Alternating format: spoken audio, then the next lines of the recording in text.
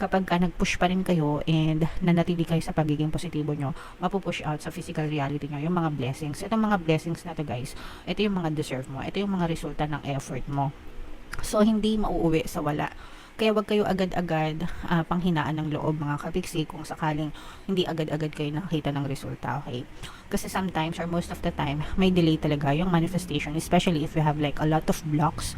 Ibig sabihin, pag masyado kayong maraming balakid,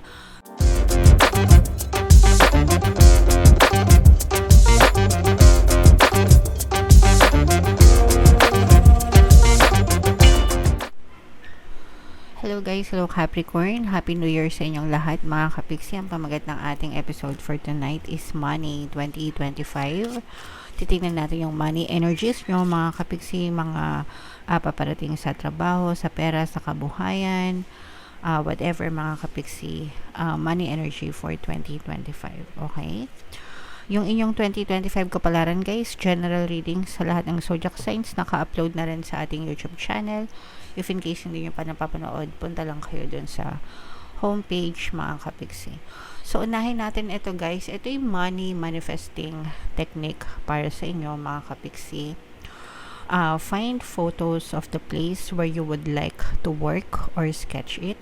Stick these images on a special board and look at them every day. Draw the business card that you hope to have one day and pin that on the board too. Know that it will soon be yours. So mga kapiksi, no, ito yung paggamit ng vision board. Kung meron kayong mga trabaho na gustong makamit next year for 2025, pwede kayong gumawa ng vision board mga kapiksi. Or pwede nyo ring i-drawing, no? Yung vision board guys, literal na board lang siya, pwedeng cork board, pwedeng illustration board, kahit anong klaseng board mga kapiksi. Tapos, ididikit nyo lang doon yung mga bagay na gusto nyo. Actually, kahit hindi lang sa trabaho guys, no? Kahit anong gusto nyo, pwede. Let's say for example, next year, gusto mo magkakotse, maghanap ka ng picture ng kotse na gusto mo, anong kulay, anong brand, anong model, tapos, kung may magazine, hindi na yata uso yung magazine ngayon, hindi ko lang sure guys, no? Pero pwede kayong magpa-print mga kapiksi kung wala kayong printer, and then idikit nyo yung picture ng kotse doon sa vision board nyo o kaya naman bahay or kung trabaho, diba, kabit nyo doon yung company logo o kaya yung kung may picture ng opisina sa Google, diba, idikit nyo doon sa vision board mga kapiksi. Tapos kailangan everyday nyong nakikita yung vision board na yon. And imagine how it will feel, no? Kapag ka nasa inyo na yung mga bagay na yun mga kapiksi. So pwedeng vision board guys, or pwedeng i-drawing nyo din. Ginawa ko to sometime 2014, 10 years ago. Grabe, sobrang tagal na. Nag-a-apply kasi ako noon sa isang company. So imbis na vision board, ang ginawa ko is drawing. Meron akong notebook, organizer, ganyan. Sinulat ko yung pangalan ko, yung posisyon na ina-applyan ko, and then yung desired salary na gusto kong makamit nung time na yon. And sinulat ko din yung company logo kasi may logo yung company sa drawing ko doon. Tapos everyday tinitingnan ko yung sinulat ko doon, yung picture na yun, pinicturean ko pa siya, ginawa ko siyang wallpaper ng cellphone ko. Tapos everyday ko siyang tinitingnan, hinihimas-himas ko pang ganyan, okay? And after 2 weeks, nung nag-apply ako dun sa company na yon, na-receive ko yung tawag na hired na ako, eksakto dun sa posisyon na gusto ko. And yung desired salary ko is mas malaki pa dun sa salary na sinulat ko dun sa notebook ko. Okay? So, pwede nyo siyang gawin next year for 2025 mga kapiksi. Kahit ano, kung meron kayong trabaho na gusto, pwede nyo gawin ito mga kapiksi, or just anything na gusto nyong i-manifest for 2025 na may kinalaman sa mga desires nyo. Napaka-effective na technique mga kapiksi. Pwede nyong gamitin sa 2025. Okay? So, comment down below sa mga kapiksi natin na nagawa na yung technique na yan, and kung meron na bang nangyari sa inyo. Okay?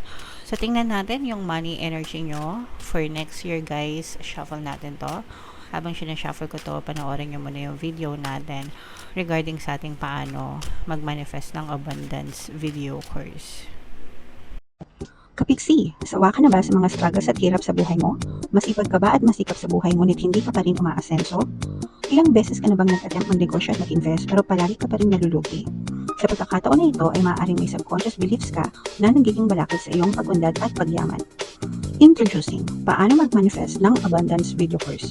Dito ay matututunan mo ma-overcome ang mga balakid mo para tuluyan ka ng umunlad, umasenso, sumagana, maging matagumpay, successful at maswerte sa iyong kabuhayan, pera, trabaho, negosyo sa lapi at kaperahan ng bonggang-bongga. Dali, mag-send na ng email sa pinoypixitaro@gmail.com at simulan na ang iyong pagyaman ngayon. Alright, so sa lahat ng gusto mag-avail ng course guys, yung promo natin ngayong December, no, meron tayong free 3-in-1 pampaswerte subliminal plus meron pa kayong 15% discount until December 31 guys, kaya mag-avail na kayo. Sobrang ganda ng course mga kapiksi. And meron din tayong bagong course guys, paano mawala ang third party at magkaroon ng harmonious na relationship para mawala yung mga kabit ng mga jowa nyo. 20% discount naman yan until December 31, kaya mag-avail na kayo. Mga kapiksi.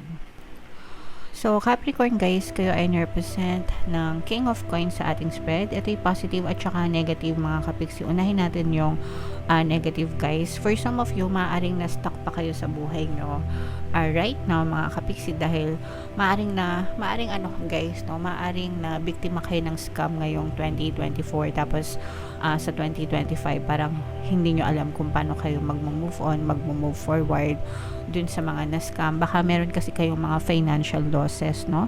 Dahil na-scam kayo or nawalan kayo ng pera, mga nabiktima kayo ngayong 2024, baka nawalan kayo ng pera sa GCash or baka I don't know, natakbuhan kayo ng utang tapos parang hindi nyo alam kung paano kayo mag-move on, mag-move forward sa 2025. Actually, yung iba sa inyo guys na trauma, nandun yung fear, no? Kaya yung iba sa inyo parang natatakot na kayo ulit mag-invest, natatakot na ulit kayo magnegosyo next year or kung ano man. Natatakot na kayo sumubok kasi yung iba sa inyo parang nadala na, parang nagkakaroon na kayo ng mga trust issues sa ibang tao. Pero wag kayong mag-alala guys kasi makaka-recover kayo sa kaperahan nyo by 2025. Actually, merong tutulong sa inyo, no, na pwedeng itong financial help, literal. Ibig sabihin, pwedeng meron talagang tumulong sa inyo. Kung may mga utang kayo mga kapiksi, pwede kayong pahiramin nitong tao na to na para mabayaran nyo yung mga utang nyo, ganyan. O kaya naman, parang tutulungan kayo nitong person na to na makabangon ulit ngayong panahon ng 2025 guys. And ngayon naman sa 2025 parang mas magmamature na rin kayo. Yung mga na-scam last year o ngayong 2024 guys, yung kung na-scam kayo, parang natuto na kayo ng leksyon dyan sa mga scam na yan and mas magiging maingat kayo sa pag-handle ng pera by next year mga kapiksi.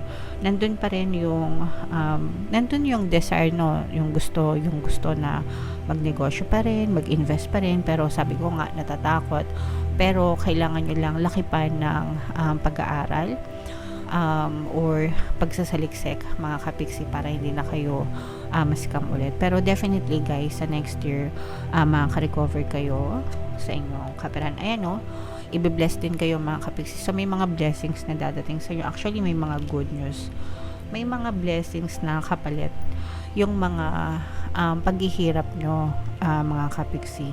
So yung mga effort na pinaghirapan nyo ngayong 2024, kung hindi man kayo nakakita ng resulta ngayon, tapos imbis na makakita kayo ng resulta, ang nakita nyo pa is kabaliktaran, no?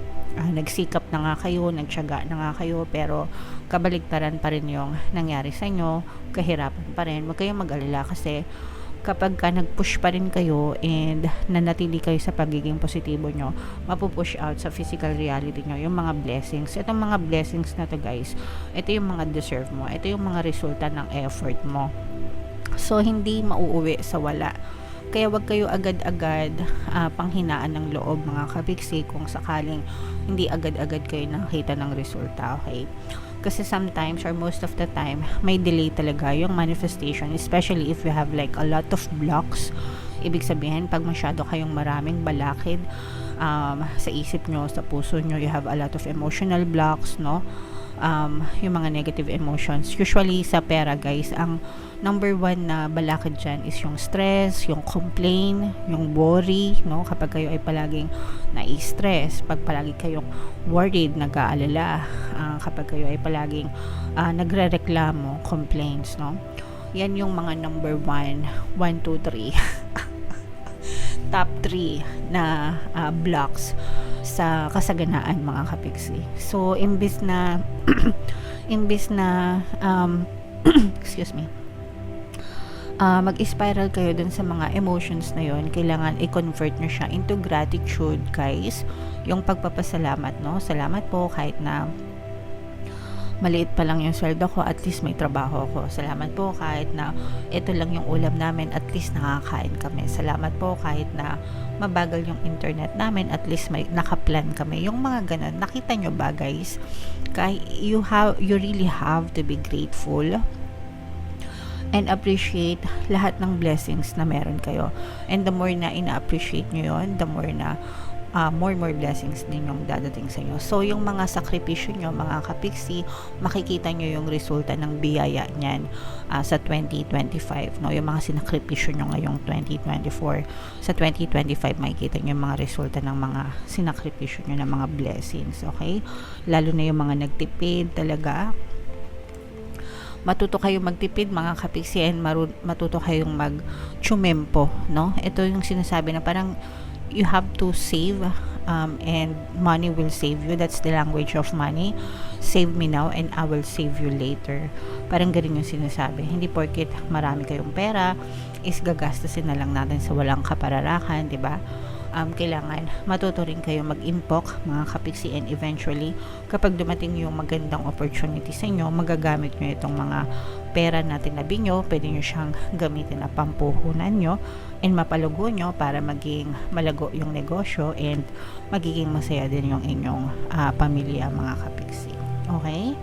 So, overall, guys, meron ditong babala ng pag-iingat sa mga ma-scam next year, and recovery, no? Recovery at saka blessings.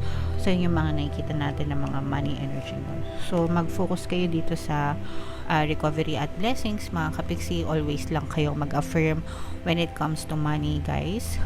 Sabihin nyo lang, makaka-recover din ako, i-bless din ako, di ba? Money come to me, palagi ako magkakapera, makabangon din ako. So, yung mga ganun, guys, mga money affirmations na palagi kong sinishare.